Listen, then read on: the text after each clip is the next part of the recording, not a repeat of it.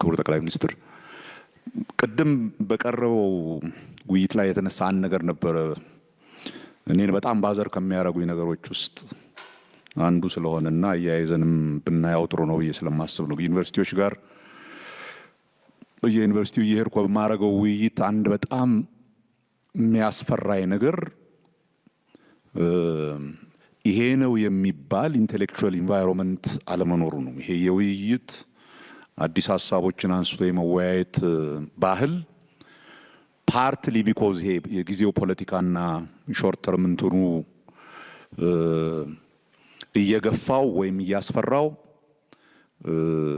በጣም ከውይይት የራቀ ነው። አይ ቲንክ 3 ዓመት በፊት ይመስለኛል ብዙ ዩኒቨርሲቲዎች እስኪ በአመት 3 መሰረታዊ የሆነ በዓለም ላይ ያሉ ችግሮች ላይ ውይይት የማድረግ እንትን ይጀምር ብዬ ነበር። እስካሁን አይ ቲንክ አዲስ አበባ ዩኒቨርሲቲ ውስጥ ትንሽ ውይይቶች እንደዛ አይነት ነገሮች አሉ እንጂ የለም። ይሄ ፓርትሊ የሚመስለኝ ይሄ የገባንበት የጊዜው በየጊዜው ያሉ ኢሾች ከዛ አልፈን ሰፋ አድርገን እንዳናይና እንዳንወያይ አድርጎናል። ይሄ ደግሞ ከምሁራኖቻችን ልናገኝ የሚገባንን ጥቅም እንደ ሀገር እያጎደለብን ነው።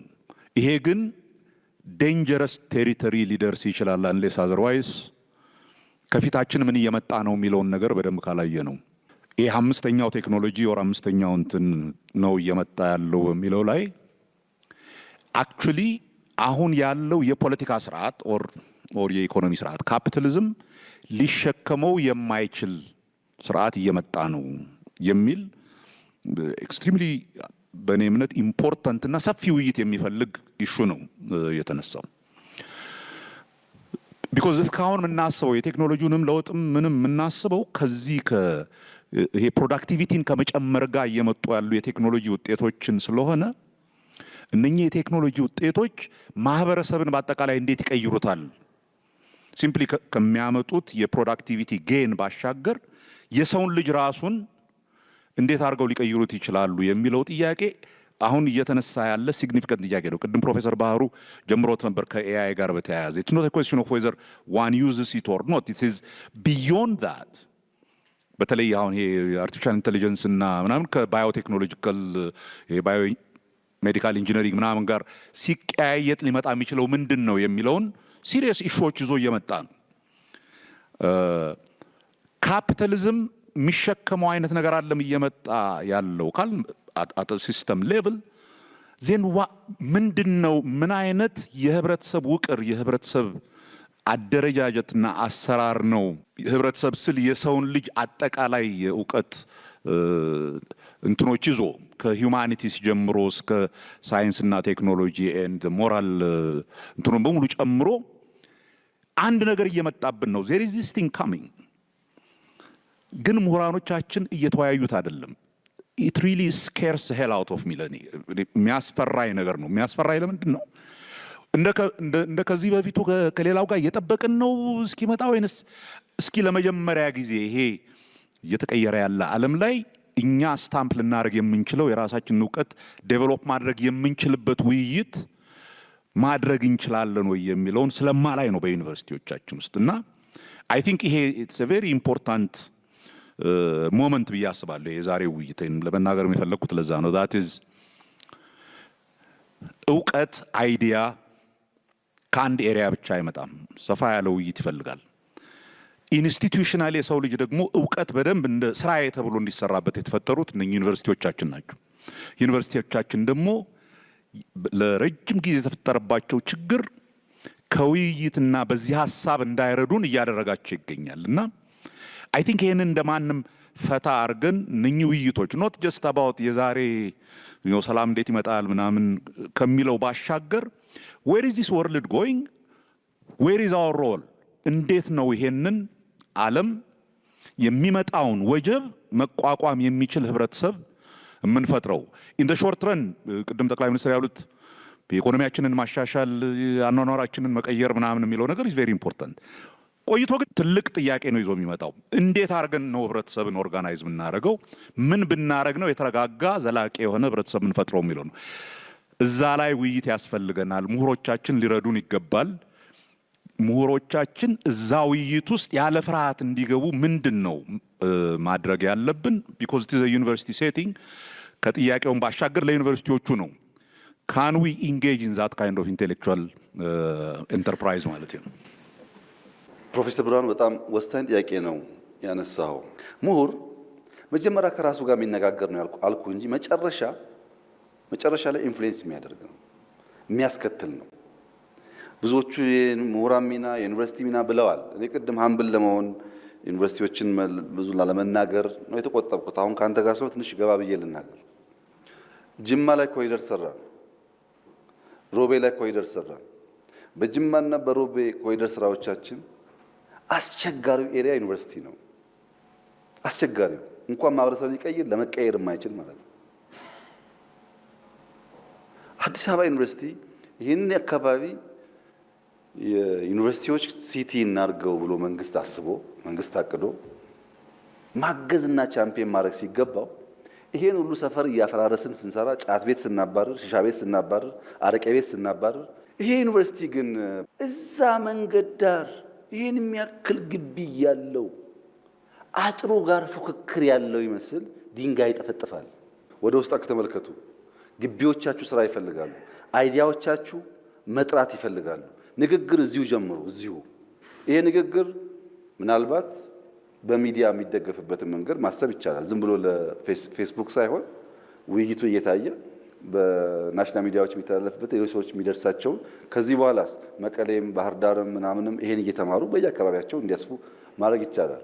ያን ካደረግን ኢንፍሉዌንስ ማድረግ ያቅተናል ብዬ አላስብም። እኔ ለምሳሌ ፕሮፌሰር ብርሃኑ ብንወስድ በሩቅ ተቃዋሚ እያለ ተፋላሚ እያለ ከነበረው ኢንፍሉዌንስ በላይ በእኔ መንግስት ውስጥ ካቢኔ ከሆነ በኋላ በጣም ኢንፍሉዌንስ አድርጎኛል። ለካ ተቃዋሚዎች ስራ ይሰራሉ፣ ለካ ኢንስቲቱሽናል ቲንኪንግ አላቸው ብዬ ሞር አክብሬዋለሁ። የድሮ ብርሃኑና የዛሬ ብርሃኑ ለእኔ እኩል አይደለም። ድሮ ማስብህ እንደ ፖለቲከኛ እንደ ተፋላሚ ነው። አሁን ግን አንድ ስራ ይዞ መስራት እንደሚታትር ሰው ነው ማስብ። ኢንፍሉዌንስ የመጣው በተግባር ነው። ተሰጥቶ ባታደርገው ያ ኢንፍሉዌንስ አይኖርም። ይህን አካባቢ ተማሪዎች በሰላም ሳይሳቀቁ ወጥተው አንብበው ይመለሱበት ስናደርግ ይቀየራል። አብርሆት ላይብረሪ ከሰራን በኋላ ከኋላም ከፊት ችግር ነበር። ከፊት የአርበኞች ህንፃ ነበር። በብዙ ልመና በብዙ መተካት ነው ያነሳናቸው። እኛ ቦታ የምናነሳው ለእኛ ምንጮት አይደለም። ተማሪዎች ኦፕን የሆነ ስፔስ ካልተፈጠረላቸው በሜሞራይዜሽን ብቻ አናሊቲካል ካፓሲቲ የሌለው ተማሪ አገር አይቀይርም። ያ ደግሞ ዲፕ ቲንኪንግ ይፈልጋል። ከራስ ጋር ማውራት ይፈልጋል። ዛፍ ይፈልጋል። የውሃ ድምፅ ይፈልጋል። ለልጆቹ ነው። አብሮት ከተሰራ በኋላ አንድ ሰው ስሙን ባልጠቅስ ይሻላል 4 ኪሎ አካባቢ ስመጣ በጣም ይሰማኛል ምናምን አለ። በሚዲያ የሚናገረው ድሮ ጠላ የምንጠጣበት ድሮ ስጋ የምንቆርጥበት ሰፈር ጠፍቶ አንድ ላይብረሪ ቆሞበት ሳያል ይሄ ሰውዬ ጸሐፊ ነው ባይዘው ላይብረሪ ተሰራ ብሎ ጠላ ቤት ፈረሰ ብሎ የሚያኮርፍ ማለት ነው። ይሄ ኢንፍሉዌንስ ሊያገኝ አይችልም። እኛ ያለንበት አውድ መፍረስ ያለበት ነው። ምሁራን መቼና እንዴት ነው እንጂ መፍረስ ያለበት ነው። ይሄ መንደርተኝነት ካልፈረሰ እንዴት በለጽጋለን? ምንም የማይፈርስ ነገር ኖሮን ነው። መፍረሱ ግን የተሻለ በሚያመጣ መንገድ መሆን ስላለበት ነው ጊዜ እየወሰደ ያለው። ያንን በጥልቀት ማየት ካልቻል አስቸጋሪ ነው። ፕሮፌሰር ብርሃኑ አንድ ነገር ተናገረ። ውይይቱን ያበላሸው አሁን ወቅታዊ ነገር ሸፍኖን አይደለም። ተሳስተሃል። የውይይት ባህል የለንም። በኢህአፓ ጊዜ የውይይት ባህል የላችሁም። ወረቀት ታቀብላላችሁ እንጂ የውይይት ባህል የላችሁም። አንዳንድ ሰዎች መጥተው እዚህ ይናገራሉ። አውቃለሁ እሱ። እነሱ ሰዎች ግን መይሶ ለመስማት ዝግጁ አልነበሩም። ባህሉ የለም። ስብሰባ እናውቃለን። ወር መቀመጥ እናውቃለን። 2 ወር መቀመጥ እናውቃለን። 2 ወር ተቀምጠን ግን ምን አመጣና አናውቅም። እና ውይይት ባህሉ አልነበረም። እንፍጠረው ካልከኝ ብቻ ነው ከአንተ ጋር መስማማው። ቅድምም ብያለሁ። ከረንሲ እዚህ ያለው ሰው ከረንሲው አይዲያ ነው።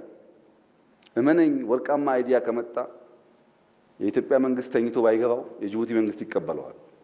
የሚሰራ አይዲያ ካለ ከረንሲውን አውቆ የሚጠቀም ሰው ካለ መንግስታት ሁሌም ክፍት ይሆናል። ቅድም ባነሳውልህ ሮቤ ከተማ ሞክረን ነበረ ኮሪደር፣ ትንሽዬ ሙከራ። ጅማም ትንሽዬ ሙከራ አለ። ነቀምት ገና የተጀመረ ነው ያለው። ጅማ በተደጋጋሚ ሱፐርቪዥን ስለሚሄድ ላስቲክ ማንሳት ምናምን ጀምረዋል። የሮቤ ከተማ ላስቲክ የሚነሳው እንግዳ ይመጣል ሲባል ነው። የሮቤ ዩኒቨርሲቲ ስራችሁ ኮሪደር እኛ ከሰራን ከተሜነትን ደግሞ ሰው ላይ መስራት ነው። ከተሜነት እኮ ባህል ነው። በየቦታው የሚጥል ሰው እዚህ አዲስ አበባ ውስጥ ጠጥቶ ከመኪናው ላስቲክ እየጣለ የሚሄድ ሰው አለ እዚህ ከተማ ውስጥ። እሱ መቀየር ነው። እኛ አስፋልት እንሰራለን። አስፋልቱ 20 ዓመት እንዲቆይ ግን ባህል እናንተ ካልፈጠራችሁ፣ የእናንተ ሮል ካልተጫወታችሁ አይመጣም ተደምሮ። ፊውቸር አንሰርቴኒቲ ያለ ኤአይ እየመጣ ነው። እንዴት ነው የምናልፈው ላልከው ፕሮፌሰር፣ ፊውቸርን ገቨርን የምናደርገው ኮፕ ማድረግ ብቻ ነው፣ በመማር ብቻ ነው። ማቆም አንችልም። በእያንዳንዱ ቴክኖሎጂ እኛ ስም እናወጣለን። ቴክኖሎጂውን ግን ማቆም አንችልም። አሁን ኤአይ መጥቷል። ስም ማውጣት አይደለም የሚያስፈልገው፣ መዘጋጀት ነው፣ መማር ነው። ምንም ነገር ይኑረው ነገ አንሰርትን የታወቀ ነገር ነው። ከተማርና ከተዘጋጀን ገቨርን እናደርገዋለን። ካልተዘጋጀን እንቀራለን። ለሱ ነው መማር የሚያስፈልገው። ኤአይ በእኔ እምነት ኢትዮጵያ በጣም በጣም እድል ያላት ሀገር ናት። ኤአይ አንዱ የሚፈልገው ኢነርጂ ነው። ለዚህ ነው የክሪፕቶ ከረንሲ ኢትዮጵያ ውስጥ የተስፋፋ ያለው። ኢነርጂ ደግሞ እኛ ያመረት ነው አይደለም፣ ብዙ ለማምረት እድል አለን። ከሃይድሮም፣ ከሶላርም፣ ከጂኦተርማልም፣ ከኒውክለርም በጣም ሰፊ እድል አለን። ኢነርጂ ላይ ኢንቨስት ካደረግን አንድ አስቻይ ጉዳይ ፈታን ማለት ነው። ሁለተኛው ዴታ ነው። ዴታ ደግሞ ዲቨርስ በሆነ እንደዚህ ባለ ብዙ ፖፑሌሽን እና ሶሳይቲ ውስጥ በቀላሉ የሚፈጠር ነገር ነው። ዳታ አተን ነው። እኛ በጣም ብዙ ዳታ አኳልን አልገባም። የገባው ስድቡ ብቻ ነው። ስድቡን እንቀንሰውና ሳይንቲፊክ የሆኑ ቶቶች፣ አርቲክሎች፣ መጽሐፎች ማስገባት ስንጀምር የኛ ሐሳቤ እዛ ውስጥ ይገኛል። ሶስተኛው ዴታ ሴንተር ነው። ዳታ የሚከማችበት ድሮ እንደምታውቁት ውድ ነው። ለዩኒቨርሲቲው ዴታ ሴንተር ይሄ ቤት ያስፈልግ ነበር። አሁን እኮ የዴታ ሴንተር በጣም በጣም ቺፕ እና ትንሽ እየሆነ ነው። በኢትዮጵያ 2030 ዲጂታል ስትራቴጂ ከሶፍትዌር ወጥተን ሃርድዌር ማምረት አለብን ብለን እየጀመር ነው ስራ። ሃርድዌር እናመርታለን። ሃርድዌር ማምረት ስንጀምር ለቺፕስ ለኤአይ ግብአት የሚሆን ነገር ደግሞ ከማንም በላይ አፍሪካ ነው ያለው። ለምሳሌ ድሮ ወርቅ ይባላል። አሁን ኮፐር ኢምፖርታንት እየሆነ ነው። ኢነርጂ ኢምፖርታንት ከሆነ ኮፐር ኢምፖርታንት ነው ማለት ነው። ኮፐር ደግሞ እኛ እንደ ቺፕ ነገር የምናየው ጉዳይ ነው። እንደምታውቀው ወርቅ ነው ለኛ ውዱ። ብዙ አስቻይ ነገር ስላለ በጥልቀት ማየት ከቻል ኮምፒት ማድረግ እንችላለን ብዬ አምናለሁ። በዚያ እሳቤ አንደኛ ዩኒቨርሲቲውን በጣም ቆንጆ አድርገን እንሰራዋለን። ቤስት ተማሪዎች እናመጣለን። የዓለም መምህራን እንጠቀማለን። ከዛ ኮምፒት የሚያደርጉ ሰዎች ተስፈኞች እንዲሆኑ ሄደው እንዳይቀሩ ጥረት እናደርጋለን። ያን እያደረግን በሄን ቁጥር በኤአይ ሬስ ውስጥ እንደው እዛ ላይ ነን ባንባልም የማንናቅ መሆን እንችላለን። ከተማርን ከተዘጋጀን። ይሄ ጉዳይ አደገኛ ነው፣ ስራ ሊወስድ ነው ምናምን እያልን ይሄ የለመድነውን ተረክ እየተረክን ከቀጠልን ግን ልጆቻችን ረሀብተኛ ይሆናሉ። ረሀብተኛ እንዳይሆኑ ኮንፍሮንት ማድረግ አለብን፣ መማር አለብን፣ ኢምብሬስ ማድረግ አለብን። ያን ካደረግን ማኑቨር ማድረጉ የእነሱ ስራ ነው የሚሆነው ማለት ነው። በዛ ሀሳብ ብናይ እንጂ ከፍተኛ የሆኑ ፊር ብዙም እኔ አልስማማም። በዚህ ሀሳብ ብንሄድ ነገን መዋጀት እንችላለን ብዬ አስባለሁ።